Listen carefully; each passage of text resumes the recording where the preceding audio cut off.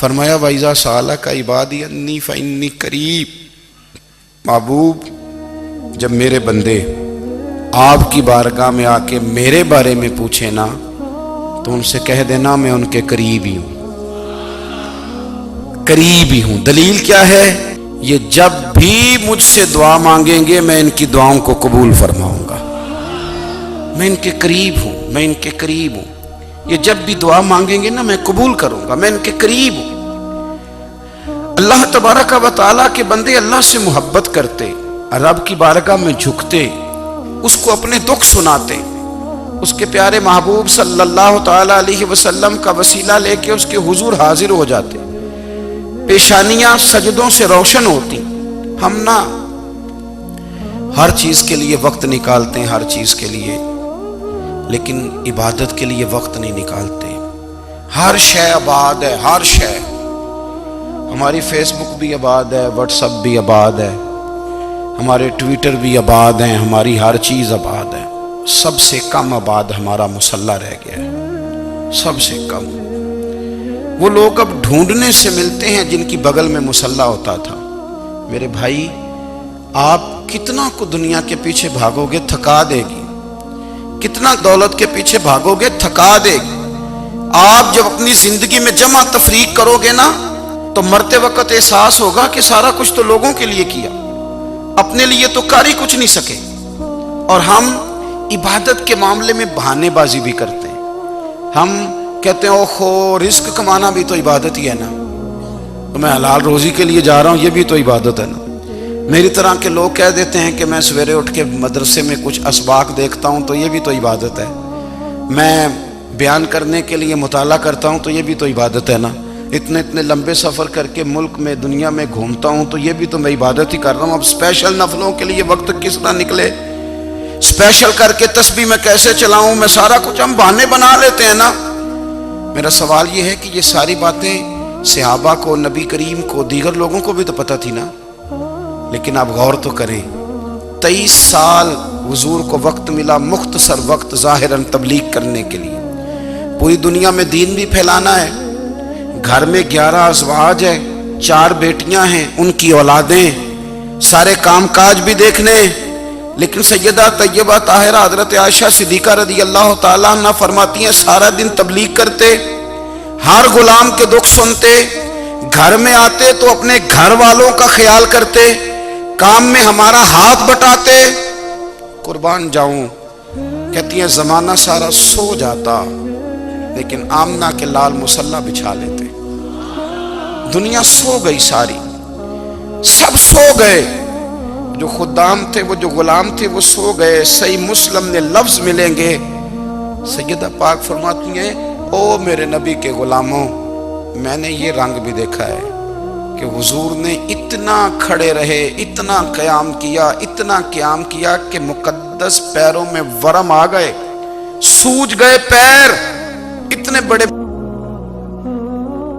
دل پہ ہاتھ رکھ کے نہیں بتا سکتا کہ میرے کبھی نماز میں پیر سوج گئے، کوئی نہیں بتا سکتا۔ بچوں کی روٹی کماتے تھک گئے بات الگ ہے، ہم سیر کرنے گئے تو تھک گئے بات الگ ہے، لیکن عبادت میں یہ بھی تو مسلم شریف ہے نا، یہ بھی تو دین ہے نا، یہ بھی تو حضور کی سنت ہے، یہ بھی تو وہ چیز ہے جو کریم کی آنکھوں کی ٹھنڈک ہے۔ سیدہ فرماتی ہیں پیروں میں ورم آ گئے، اور ساری رات ہی حضور نے نماز پڑھی اور ایک ہی آیت بار بار دہرائی۔ مسجد نبوی میں بلال حبشی نے فجر کی اذان دے دی اور حضور ابھی مصلی پہ تھے، کریم فارغ ہوئے، میں نے عرض کی یا رسول اللہ صلی اللہ علیہ وسلم، آپ کے تو صدقے اللہ اگلے پچھلوں کے گناہ معاف کرے گا، تو آپ اتنی آہوزاری کیوں فرماتے ہیں؟ آپ تو شفیع ہیں، آپ تو انبیاء کے امام ہیں۔ تو حضور نے فرمایا عائشہ تم نے گنوایا ہے نا میرے اللہ کی مجھ پر کتنی رحمت ہے، افلا اکون عبدا شکورا، فرمایا اگر اس نے اتنی نعمتیں دی ہیں تو کیا میں اس کا شکر گزار بندہ نہ بنوں، میں شکر گزار بندہ نہ بنوں اس کا؟ پھر اگر اتنی نعمتیں اس نے دی ہیں، مجھے اتنا نوازا ہے، تو پھر میں اس کے سامنے سجدے نہ کروں؟ او میرے بھائی، بڑے قابل فخر لوگ ہیں ہم کہ ہم نبی پاک کے غلام ہیں، ہم قابل فخر ہیں کہ نبی کریم کے غلام ہیں، کیا کبھی اس غلامی کے شکرانے میں بھی 2 نفل پڑھے کہ یا اللہ تیرا شکر ہے تو نے ہمیں حضور کا غلام بنایا ہے؟ یاد رکھیں کہ اپنی روحانی زندگی کو آباد کریں، استغفار پڑھیں، تسبیحات کریں۔ حضرت عبداللہ ابن عمر رضی اللہ تعالیٰ عنہ حضرت عمر کے صاحبزادے، مکہ مکرمہ میں ان کی قبر ہے۔ میں نے جب انہیں پڑھا تو مجھے ان سے بڑا پیار ہو گیا، لیکن آپ کو پتہ ہے وہاں جا کے کسی شخص کا مزار تلاش کرنا یا پوچھنا ایک مشکل کام ہوتا ہے۔ تو ایک دفعہ میں مکہ شریف میں حاضر تھا تو ایک گاڑی والا ڈرائیور مجھے کہنے لگا کہ مولانا میں آپ کو جانتا ہوں، مجھے آپ سے محبت ہے، ایک بات بتاؤں آپ کو؟ میں نے کہا بتاؤ۔ کہنے لگے حضرت عبداللہ ابن عمر کی قبر دیکھنی ہے۔ میں نے کہا یہ تو نہیں کہہ رہا، یہ کسی نے بندوبست کرایا ہے، یہ اللہ نے تیرے دل میں بات ڈالی ہے، یہ ہو گیا تو لے چل مجھے۔ حضرت عبداللہ ابن عمر کو نبی پاک نے فرمایا تھا راجل صالح، یہ نیک بندہ ہے، یہ متقی آدمی۔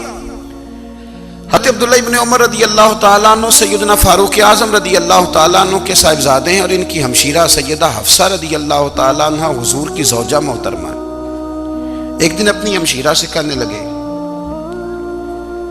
کہ نبی کریم صلی اللہ تعالیٰ علیہ وسلم گھر میں آئے نا، اور اگر حضور غم امت میں پریشان نہ ہوں، طبیعت کو حشاش بشاش دیکھو تو ذرا پوچھنا تو صحیح حضور کا میرے بارے میں کیا خیال ہے، پوچھنا تو صحیح کہ کریم کی بارگاہ میں میرا کیا مقام ہے، میرے بارے میں حضور کیا فرماتے ہیں۔ اب بہن کو کام بتائے اور بتائے بھی بھائی، اور پھر بہن وہ کام نہ کرے، یہ تاریخ میں ہوتا نہیں۔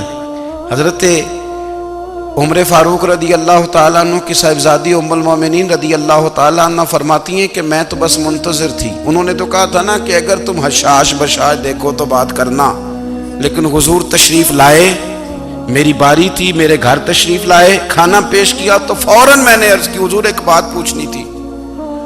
تو حضور نے فرمایا پوچھئے۔ میں نے عرض کی حضور میرے بھائی عبداللہ ابن عمر کے بارے میں آپ کا کیا خیال ہے؟ نوجوانوں میری بات پہ غور کرنا، میرے بھائی کے بارے میں آپ کا کیا خیال ہے؟ تو نبی کریم صلی اللہ تعالیٰ علیہ وآلہ وسلم نے میری طرف دیکھا اور پھر حضور زیر لب تھوڑا مسکرائے، اور بریلی کے امام کہتے ہیں کہ حضور مسکرا دیتے تھے نا تو جو بڑا دکھی ہوتا تھا وہ بھی ہنس پڑتا تھا۔ اب سوال پیدا ہوتا تھا کہ پھر تو اس مسکراہٹ کے لیے انتظار کرنا پڑتا ہوگا کئی مہینے کہ حضور مسکرائیں تو رونے والے ہنسیں، تو اعلیٰ حضرت فرماتے نہیں، انتظار نہیں کرنا پڑتا، یہ مسکراتے رہنا تو حضور کی عادت ہے۔ جس کی تسکین سے روتے ہوئے ہنس پڑے اس تبسم کی عادت پہ لاکھوں سلام۔ یعنی یہ تو عادت ہے حضور کی مسکراتے رہنا، اس کے لیے انتظار نہیں کرنا پڑتا۔ بھائیو آپ خیال رکھیں گے، غور کریں گے، حضرت عبداللہ ابن عمر رضی اللہ تعالیٰ عنہ کے بارے میں پوچھا تو سیدہ فرماتی ہیں کہ نبی کریم صلی اللہ تعالیٰ علیہ وسلم نے زیر لب مسکرائے اور فرمایا حفصہ تیرا بھائی ہے تو اچھا، لیکن میں نے سنا ہے کہ عشاء کی نماز پڑھتا ہے تو فجر تک سویا ہی رہتا ہے۔ او نوجوانوں، 10 بجے تک سونے کی بات نہیں ہوئی، 9 بجے تک سونے کی بات نہیں ہوئی، 11 بجے اٹھنے کی بات نہیں۔ حضور فرمانے لگے میں نے سنا ہے کہ عشاء کی نماز پڑھ کے سو جاتا ہے اور فجر تک سویا ہی رہتا ہے، اسے چاہیے کہ تہجد کے وقت اٹھا کرے، اللہ کی بارگاہ میں حاضر ہوا کرے، آہوزاری کرے، سجدے کرے، عبادت کرے، اٹھتا ہے اور فجر میں جا کے اٹھتا ہے۔ حضرت جناب حفصہ رضی اللہ تعالیٰ عنہ کہتی ہے میں نے جناب عبداللہ ابن عمر کو پیغام دیا اور میں نے کہا میرے جوان بھائی سن۔ نبی پاک نے فرمایا ہے تو اچھا پر تہجد میں نہیں اٹھتا، نفل نہیں پڑھتا۔ او میری ملت کے جوانوں، مزہ نہیں آ جاتا جب ساری دنیا سوئی ہو، ساری دنیا، اور بستر بھی گرم ہو اور نیند بھی پورا غلبہ کر رہی ہو، اور اچانک گھنٹی بجے دماغ میں، آنکھ کھلے، گھڑی پہ نظر پڑے، 3:30 4 بجے کا پیغام گھڑی بتائے، اور کوئی چڑھتی جوانی والا اٹھ کے وضو کرے، اور جب وہ مصلی کھول کے بچھائے تو مدینے والے محبوب کہتے ہیں کہ ہر نماز پہ رب ثواب دیتا ہے، اور جو اٹھ کے تہجد کی نماز پڑھے اسے دیکھ کے تو رب مسکراتا ہے، جو اس کی شان کے لائق ہے، جو اس کی شان کے لائق، وہ مسکراتا ہے، خوش ہوتا ہے کہ میرا بندہ تہجد میں اٹھ گیا، وہ مسکراتا ہے۔ کاش ہماری صبحیں کبھی اپنے مالک کے نام ہو جائیں، کاش کہ صبح حضرت ابو الحسن رحمۃ اللہ تعالیٰ علیہ حضرت معاذ ابن جبل رضی اللہ تعالیٰ عنہ کے پاس بیٹھا کرتے تھے، فرماتے ہیں ان سے جو پیار بڑھا تو پھر میرا مصلی سے بھی بڑھ گیا۔ تابعی ہیں، فرماتے ہیں صحابی رسول سے محبت ہوئی تو ذکر سے بھی ہو گئی، پھر درود شریف سے بھی ہو گئی، محبت ان سے بڑھی تو پھر اللہ نے مسجد کا پیار بھی بڑھا دیا۔ آپ فرماتے ہیں کہ میری ہر وقت بھی یہ چاہتی تھی کہ بس اللہ اللہ کروں، بس اللہ اللہ کروں، بس نہ میں ذرا تھوڑی جان چھڑاؤں لوگوں سے، کوئی 10 منٹ ملے تو میں کچھ 4 نفل پڑھ لوں، میں تھوڑا سا نہ بچوں لوگوں سے، اور مجھے تسبیح ملے تو میں نہ کچھ 400-500 دفعہ استغفار پڑھوں، سبحان اللہ، الحمدللہ، اللہ اکبر، لا حول ولا قوت الا باللہ، میں نہ تسبیحات پڑھوں۔ فرماتے ہیں کہ بچے تھے گھر میں 6-7، غربت تھی، کام ملتا کوئی نہیں تھا، اور میں کام چور نہیں تھا، کام ڈھونڈتا تھا، پر اللہ کی قدرت کے کام نہیں ملتا تھا۔ فرماتے ہیں کہ میں نے ایک دن اپنی اہلیہ سے کہا کہ آج میں پھر جاتا ہوں کام ڈھونڈنے، تو میری بیوی بڑی فرما بردار تھی، پر اس دن نہ غربت کے ہاتھوں تنگ آ کے کہنے لگی آج نانا کوئی تو چیز لے کے آیا، تو مجھ سے بچوں کی بھوک نہیں دیکھی جاتی، یہ سب روگاں دا روگ محمد جس دا نام غریبی، کنڈ بلا کے لنگ جاندے نہیں دوست یار قریبی، آج نہ کچھ لے کے آیا تو میں بچے لے کے چلی جاؤں گی۔ شیخ فرماتے ہیں کہ میں بڑا پریشان گھر سے نکلا، پر میں نے صبح سے لے کے زور تک کام ڈھونڈا، کام ملا کوئی نہیں، تو میرے دل میں خیال آیا چلو کام نہیں ملتا تو اللہ اللہ تو کرے نا، چلو بندوں کی مزدوری نہیں ملتی تو رب کریم کی عبادت ہی کرتے ہیں۔ فرماتے ہیں کہ میں نے نا فرات کے پانی سے وضو کیا، نہر کے، شدید دھوپ تھی، ساتھ ریت تھی اور ریت تپ رہی تھی، میں نے اپنا رومال وہیں مصلی کے طور پر بچھا لیا، اور فرماتے ہیں کہ زور سے لے کر عصر تک نماز پڑھی، دھوپ بھی پورے زور پہ، پر میرے سجدے کا ذوق بھی پورے زور پہ۔ فرماتے ہیں سورج بھی چمک رہا ہے اور رب کی عبادت کا ذوق بھی پورے زور پہ، میں سجدہ کروں تو پھر میرا اٹھانے کو جی نہ چاہے۔ میرے استاد لکھا کرتے تھے، یہ ان کا شعر ہے، وہ کہا کرتے تھے مجھے سوز دے، مجھے ساز دے، اور مجھے نیم شب کا نیاز دے، دم سجدہ خود کو میں توڑ دوں، مجھے ایسا ذوق نماز دے، اور میں تیری بہار کا پھول ہوں، میں کھلا بھی ہوں تو تیرے لیے، مجھے میری شاخ سے توڑ لے، مجھے اپنی زلف کا ناز دے۔ بھائی فرماتے ہیں کہ عصر تک میں نے نفل پڑھے، دل ڈھلنے لگا، عصر کی نماز پڑھی اور میں وہاں سے چلا۔ اب میں جب نکلنے لگا تو دل میں خیال آیا کہ چھوٹی چھوٹی دیواریں ہیں گھر کی، بغیر کچھ لیے جاؤں گا تو بیوی دور سے دیکھے گی تو شور کرے گی کہ پھر خالی ہاتھ آ گیا ہے۔